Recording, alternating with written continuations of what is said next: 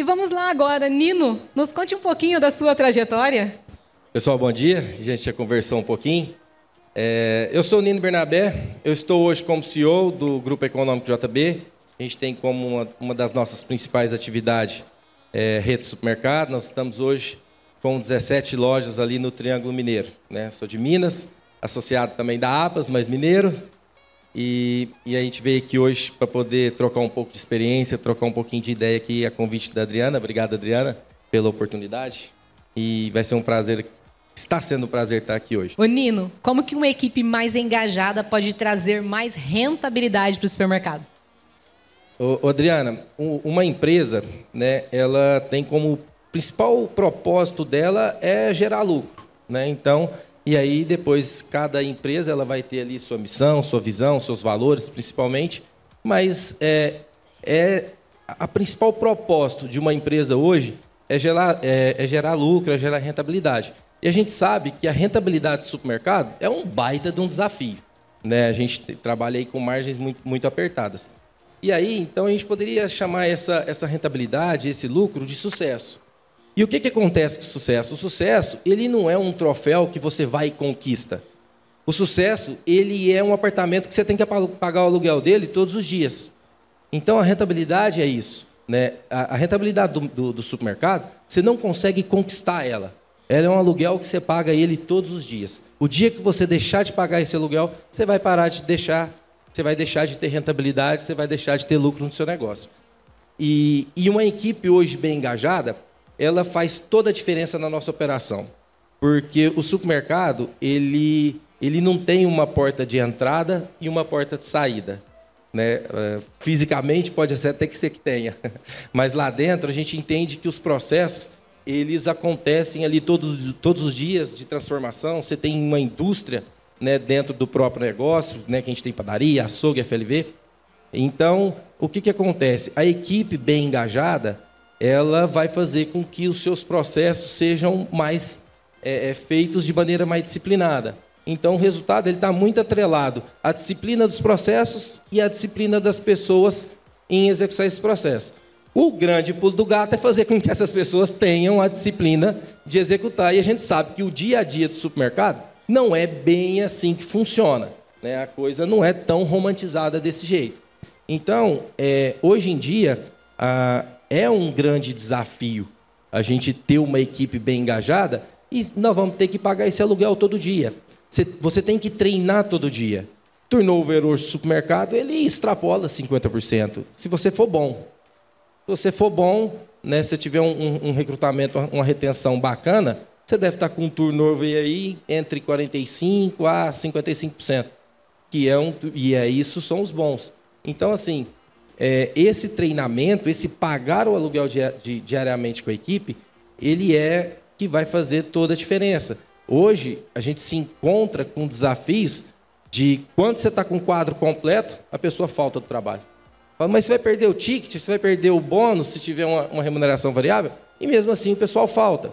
Então, eu acredito que a rentabilidade do nosso negócio, ele está diretamente ligado ao quanto a gente consegue treinar, procurar essas pessoas que realmente estão afim e a gente começar a treinar esses colaboradores. E é um pedágio aí que a gente precisa gastar muita energia e pagar ele diariamente. É pegar na mão mesmo do colaborador e todo dia ir gerando essa zona de consciência, essa mentalidade de que a sua empresa ela tem o propósito de sim gerar lucro, mas também de dar um respaldo profissional para ele, porque o supermercado ele é primeiro emprego. Então, se você conseguir vender, e aqui a gente está falando de venda de novo, um projeto de vida para o seu colaborador, onde a gente entende que o ciclo ele começa e termina muitas vezes no supermercado, né? É natural essa rotatividade, ela não vai simplesmente cair, né, de uma hora para outra, ou existe um benchmark que seja aplicável ao nosso modelo de negócio, que ela cai pela metade. Então, você tem que vender um projeto para o seu colaborador, que se ele, nesse projeto onde ele se inicia, e de fato, em algum momento ele vai ter um fim, ele vai conseguir ter habilidades conquistadas com você, que o mercado de trabalho dele vai ampliar um pouquinho mais. Exemplo, um bom comprador. né, você consegue ter uma dedicação, uma performance melhor desse colaborador. De fato, fazer isso no dia a dia é, sim, um dos principais desafios nossos hoje do varejo. Perfeito. Ô Nino, como que uma equipe mais engajada pode trazer mais rentabilidade para o supermercado? Ô, Adriana, uma empresa, né, ela tem como principal propósito dela é gerar lucro, né? Então, e aí depois cada empresa ela vai ter ali sua missão, sua visão, seus valores, principalmente, mas a principal propósito de uma empresa hoje é gerar lucro, é gerar rentabilidade. E a gente sabe que a rentabilidade do supermercado é um baita de um desafio, né? A gente trabalha aí com margens muito apertadas. E aí, então, a gente poderia chamar essa rentabilidade, esse lucro, de sucesso. E o que acontece com o sucesso? O sucesso, ele não é um troféu que você vai e conquista. O sucesso, ele é um apartamento que você tem que pagar o aluguel dele todos os dias. Então, a rentabilidade é isso, né? A rentabilidade do supermercado, você não consegue conquistar ela. Ela é um aluguel que você paga ele todos os dias. O dia que você deixar de pagar esse aluguel, você vai deixar de ter rentabilidade, você vai deixar de ter lucro no seu negócio. E uma equipe hoje bem engajada, ela faz toda a diferença na nossa operação. Porque o supermercado, ele não tem uma porta de entrada e uma porta de saída, né? Fisicamente pode até que ser que tenha, mas lá dentro a gente entende que os processos eles acontecem ali todos os dias de transformação. Você tem uma indústria, né, dentro do próprio negócio, né, que a gente tem padaria, açougue, FLV. Então, o que acontece? A equipe bem engajada, ela vai fazer com que os seus processos sejam mais feitos de maneira mais disciplinada. Então, o resultado está muito atrelado à disciplina dos processos e à disciplina das pessoas em executar esse processo. O grande pulo do gato é fazer com que essas pessoas tenham a disciplina de executar. E a gente sabe que o dia a dia do supermercado não é bem assim que funciona, né? A coisa não é tão romantizada desse jeito. Então, hoje em dia, é um grande desafio a gente ter uma equipe bem engajada e nós vamos ter que pagar esse aluguel todo dia. Você tem que treinar todo dia. Turnover hoje no supermercado, ele extrapola 50%, se você for bom. Se você for bom, né, se tiver um recrutamento, uma retenção bacana, você deve estar com um turnover aí entre 45% a 55%. Isso são os bons. Então, assim, esse treinamento, esse pagar o aluguel diariamente com a equipe, ele é que vai fazer toda a diferença. Hoje, a gente se encontra com desafios de quando você está com o quadro completo, a pessoa falta do trabalho. Fala, mas você vai perder o ticket, você vai perder o bônus se tiver uma remuneração variável? E mesmo assim o pessoal falta. Então, eu acredito que a rentabilidade do nosso negócio, ele está diretamente ligado ao quanto a gente consegue treinar, procurar essas pessoas que realmente estão afim e a gente começar a treinar esses colaboradores. E é um pedágio aí que a gente precisa gastar muita energia e pagar ele diariamente. É pegar na mão mesmo do colaborador e todo dia ir gerando essa zona de consciência, essa mentalidade de que a sua empresa ela tem o propósito de sim gerar lucro, mas também de dar um respaldo profissional para ele, porque o supermercado ele é primeiro emprego. Então, se você conseguir vender, e aqui a gente está falando de venda de novo, um projeto de vida para o seu colaborador, onde a gente entende que o ciclo ele começa e termina muitas vezes no supermercado, né? É natural essa rotatividade, ela não vai simplesmente cair, né, de uma hora para outra, ou existe um benchmark que seja aplicável ao nosso modelo de negócio, que ela cai pela metade. Então, você tem que vender um projeto para o seu colaborador, que se ele, nesse projeto onde ele se inicia, e de fato, em algum momento ele vai ter um fim, ele vai conseguir ter habilidades conquistadas com você, que o mercado de trabalho dele vai ampliar um pouquinho mais. Exemplo, um bom comprador, né? Você consegue ter uma dedicação, uma performance melhor desse colaborador. De fato, fazer isso no dia a dia é, sim, um dos principais desafios nossos hoje do varejo. E como ele falou, muitas empresas não têm processo. O supermercadista hoje, não só o supermercadista, né? A empresa que não tem processo hoje está fadada ao fim, porque é como ele falou, precisa ter o processo. Às vezes a pessoa ela até tem boa vontade, mas não tem processo de trabalho, então não consegue seguir, né? E outra coisa que ele falou que é muito importante, o maior bem do supermercado, falar mercado, é o ser humano, né? Então são pessoas. Então não é só rentabilidade, só que para ter a rentabilidade você precisa do ser humano ali. E como dizia o bom e velho Abílio Diniz, né? O problema está em dois lugares, ou é processo ou é pessoas. Pessoas, processos, processos, pessoas. Né? E como diz a Claudineia, a loja tem que ter processo. O que é processo? Né? Qualquer McDonald's que você for no Brasil, o Big Mac é o mesmo, né? 2 hambúrgueres, alface, queijo molho especial, cebola picles num pão com gergelim. Qualquer pessoa... O Mac tem uma rotatividade muito alta de colaborador, mas quando a pessoa entra, o processo é isso aqui, ó, tá por escrito. Falando de processos, Nino, eu queria saber um pouquinho mais sobre layout. Quais são as vantagens de ter um layout inteligente? Muda a sua margem, né? Porque a maneira de você expor seu produto, porque na verdade o supermercado ele não vende produto, ele vende espaço, né? Então, o que acontece? A maneira como que você vai rentabilizar esse espaço é que vai mudar o jogo da sua margem. Então, por exemplo, na entrada de loja, o que você vai colocar na entrada da sua loja?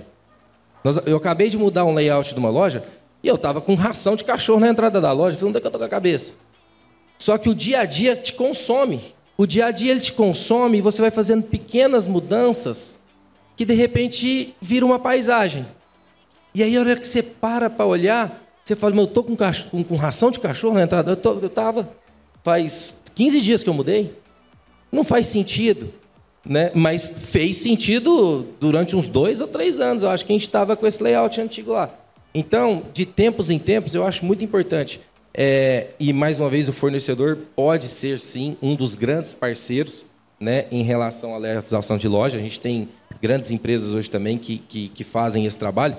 Mas é muito importante você, de acordo com os seus dados, né? Então, não é um tiro no escuro ou no achismo. Você vai juntando várias peças, você pega a expertise do fornecedor, você pega o seu modelo de operação, porque você tem, se é um modelo de loja de bairro, se é um modelo de uma loja mais abastecedora, né? Então, você vai pegar o seu modelo de negócio, o conhecimento que o fornecedor tem condição de te trazer, o seu espaço físico disponível, junto com as informações que você tem dentro do seu sistema, né? Então, por exemplo, determinada categoria pode ser muito importante na sua loja. De repente, você é uma loja que é abastecedora, e aí cesta básica ela é muito importante, você tem que dar uma atenção para isso, como também você pode ter uma loja de bairro que bebida é muito importante. Então, você vai moldar o seu layout de acordo com as suas operações, os seus dados, mas que você consiga, no fritar dos ovos, colocar 1, 2, 3 itens a mais no carrinho do seu cliente. Porque o quão difícil está trazer clientes novos? Está muito, porque todo mundo está aqui em busca de conhecimento, né? A gente está aqui hoje trocando ideia e estamos aqui aprendendo e estamos todos procurando nos preparar para vender mais, estarmos mais preparados para trazer mais cliente para a nossa loja, mas o cliente que já está lá dentro, como que eu saio de um ticket médio de 58, 59, 62 reais para 74, 75? É colocando mais mercadoria dentro do carrinho do nosso cliente. É algo óbvio, mas é um óbvio que precisa ser executado com metodologia. E essa metodologia é a gente nos programar com um layout mais vendável para que a jornada do cliente dentro da loja faça mais sentido de acordo com o que você deseja mostrar para ele ou que precise que ele compre, e aí, óbvio, de acordo com as negociações que você tem também com seus fornecedores. Um produto que está te rentabilizando mais, uma indústria que você tem mais acesso, né? Porque, mais uma vez, o supermercado ele não vende um produto, ele vende espaço, né? Então, depende ali da sua negociação, da sua estratégia para você rentabilizar mais através do layout.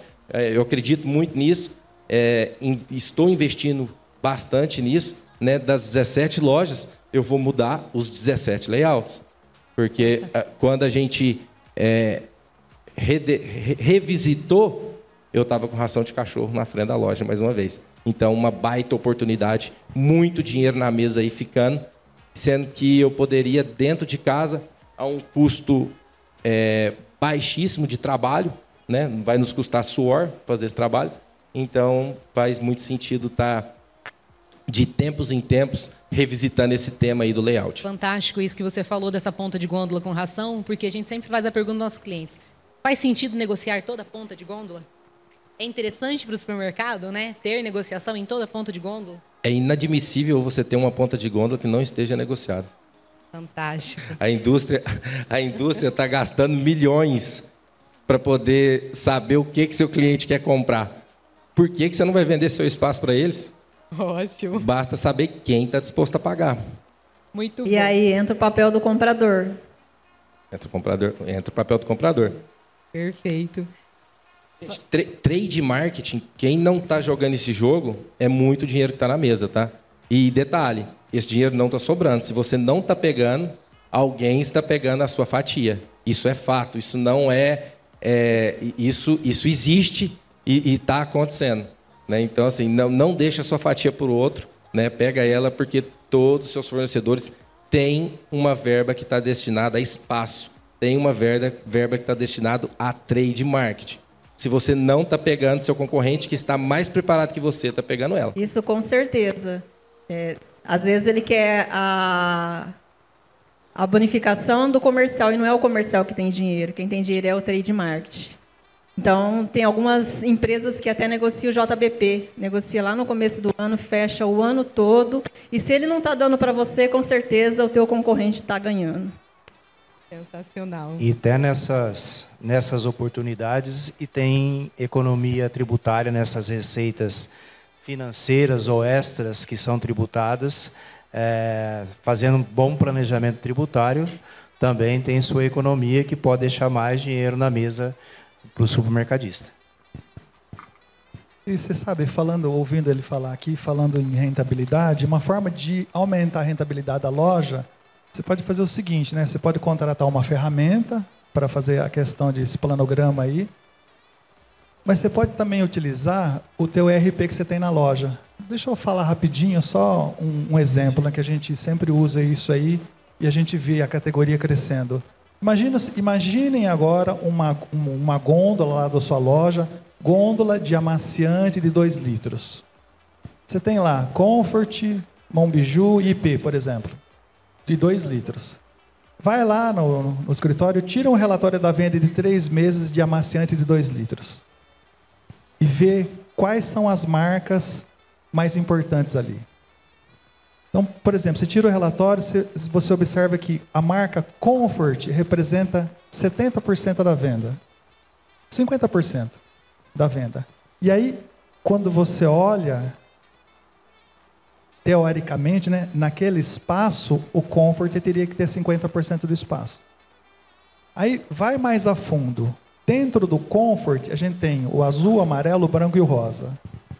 Quem é quem ali, lá na gôndola? Aí você vai observar que o azul é 50% da venda. Então, teoricamente, dentro daquele espaço que você tem, mede a régua, vamos supor que você tenha 3 metros lineares ali. Então, desses 3 metros lineares, 50% é da marca Comfort. E dentro da marca Comfort, 50% é o azul. Isso aumenta ticket médio, aumenta a última linha, e você vai fazendo família por família. O que é família? Amaciante, absorvente, creme dental, sabonete, cerveja em lata. Vai fazendo módulo a módulo. É uma forma. Eu já apliquei essa ferramenta, é meio rudimentar, né? Mas funciona. Né? Vai lá, tira um relatório do ERP lá, quais são as famílias mais rendosas, a que representa mais lá no resultado da loja, e pega essa família e abre ela, detalhe, e vê quem é quem. E você vai fazendo isso aí. Só para servir aqui de benchmark, né, para caso quem não esteja fazendo, acenda essa luz, né, para que comece a estruturar um plano de fazer, e quem está fazendo é um benchmark, e se o número for melhor que o meu, me contem, para eu poder me estruturar mais, mas a gente já viu que tem oportunidade para isso, tá? O plano nosso de JBP, que é focado no trade, ele representou para a gente, no ano de 2024, 0,5% do nosso faturamento.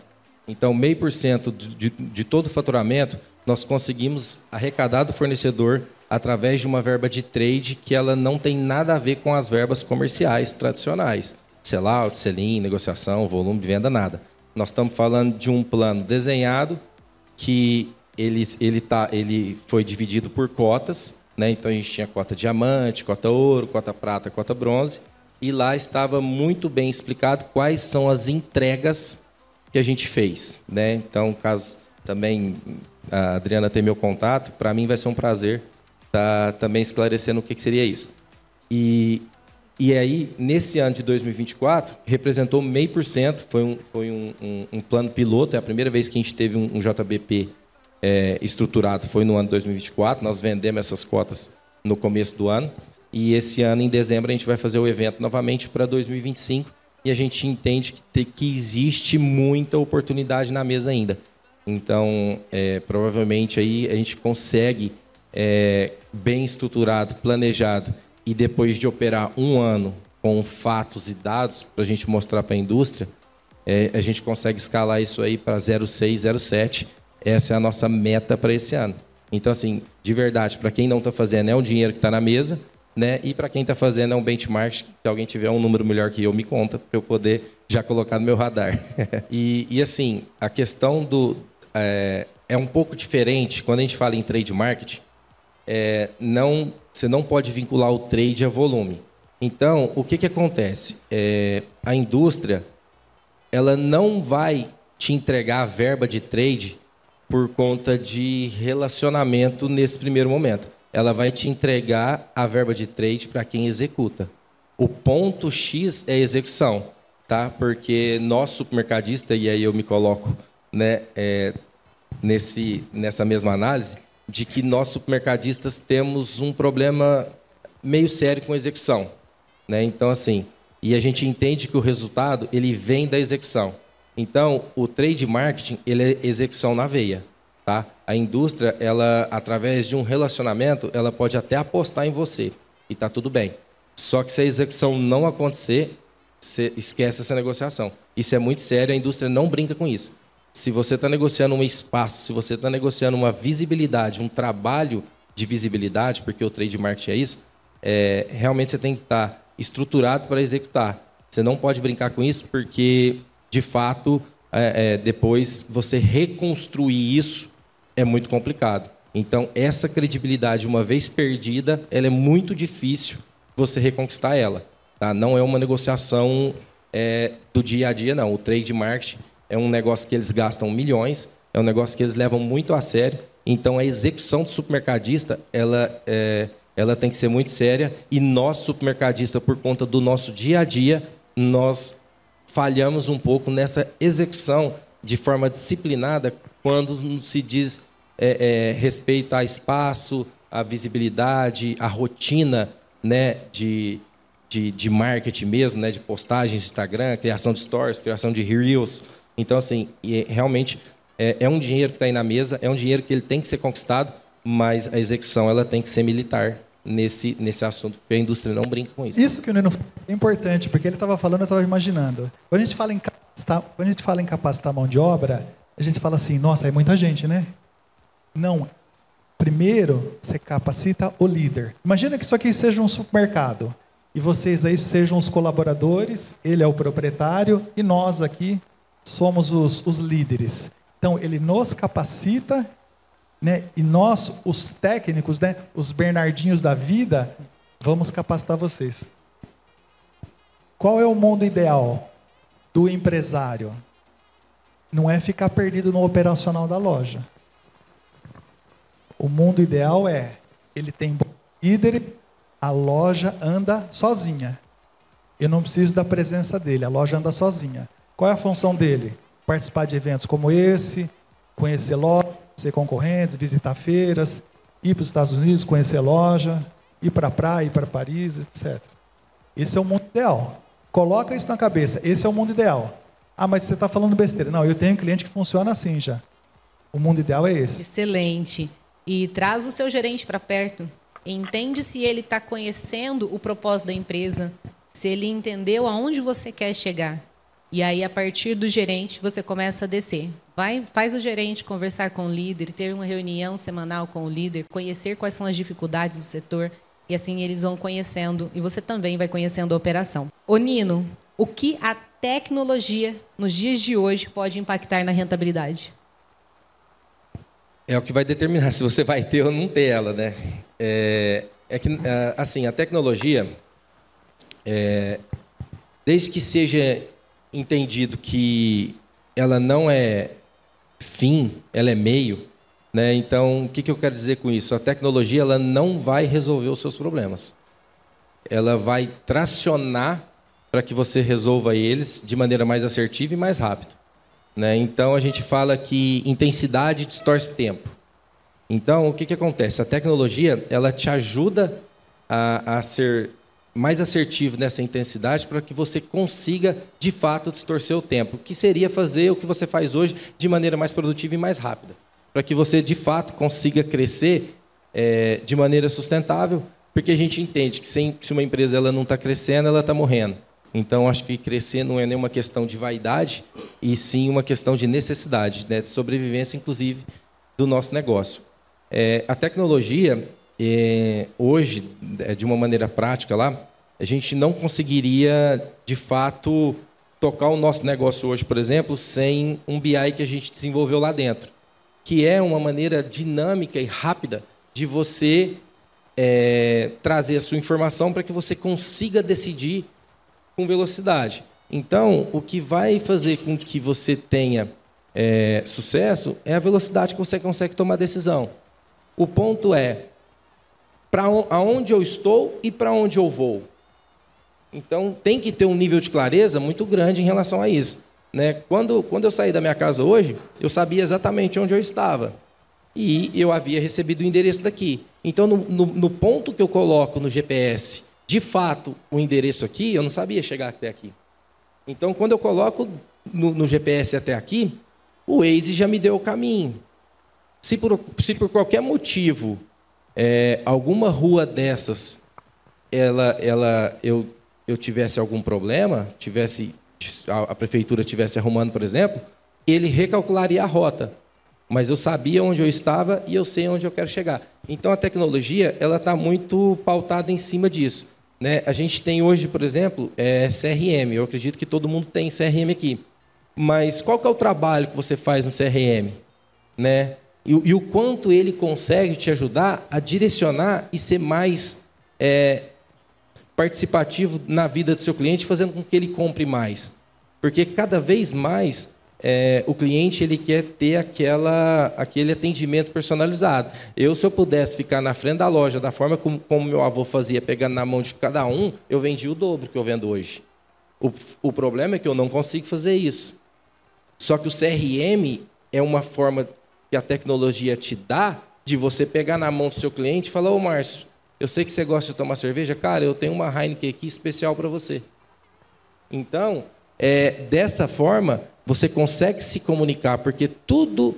E aí a gente falou um pouco de funcionário, né, do colaborador, falamos de fornecedor, e agora nós estamos falando de cliente. E o assunto é o mesmo, chamado comunicação. O quão claro você consegue ser na sua comunicação está impactado diretamente aos seus resultados. E a tecnologia te ajuda nisso. Porque você consegue, através de plataformas de WhatsApp, né, você faz um omnichannel, você conversa com o seu cliente no WhatsApp, você conversa com o seu colaborador, para com esse stand de grupo que tem nas lojas espalhadas, é um grupo por loja, por setor, e aí a informação ela se perde. E aí a gente está falando em disciplina no processo, mas como que a comunicação está chegando? Como que a informação está chegando? Então, a tecnologia hoje não é uma questão até de sobrevivência para o seu negócio, né? A gente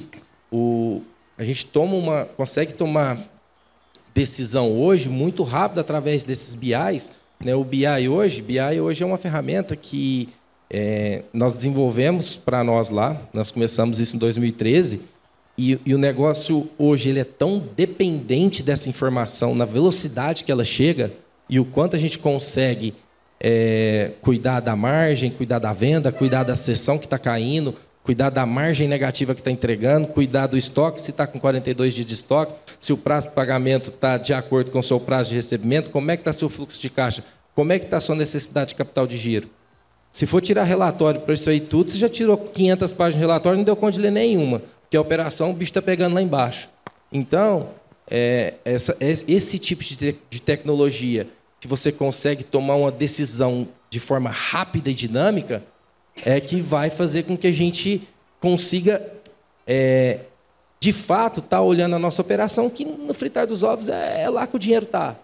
Então, só que você precisa de um direcionamento, você precisa de um GPS. E aí a tecnologia ela te ajuda nisso, né? E aí a gente tem CRM, a gente tem Omnichannel.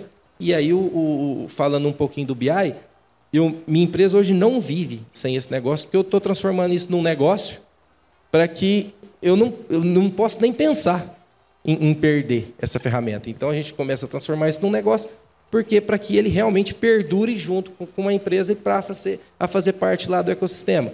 Né? A gente tem hoje self-checkout, por exemplo.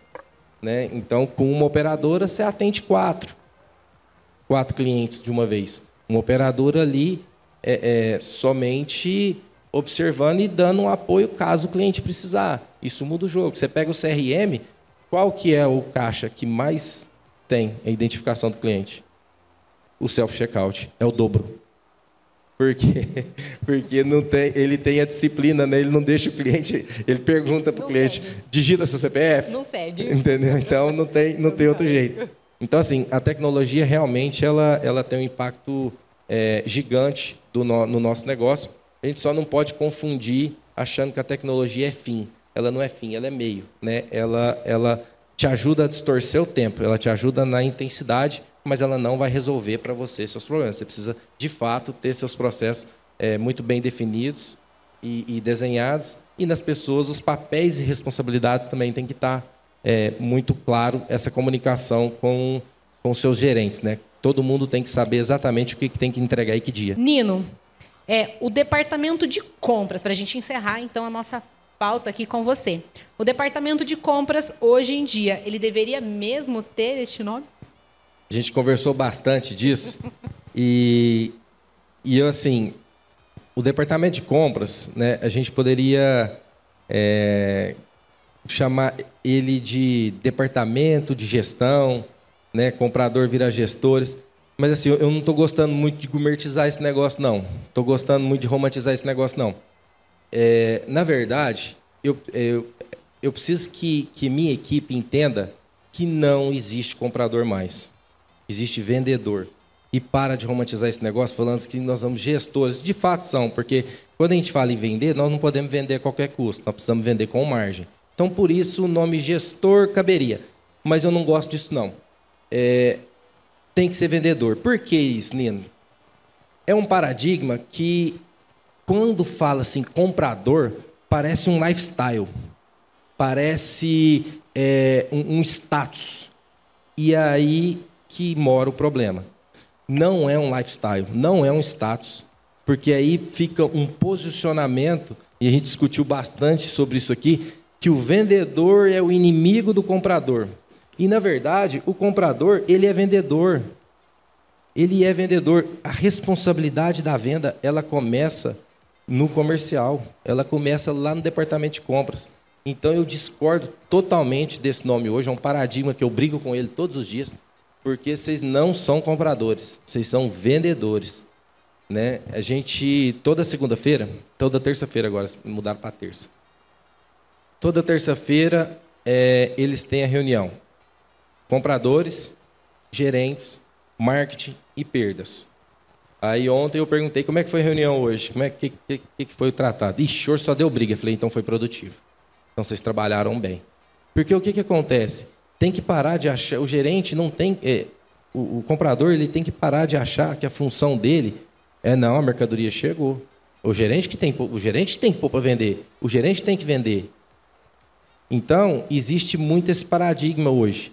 E, na verdade, não é, meu amigo. A venda é sua, ela é sua.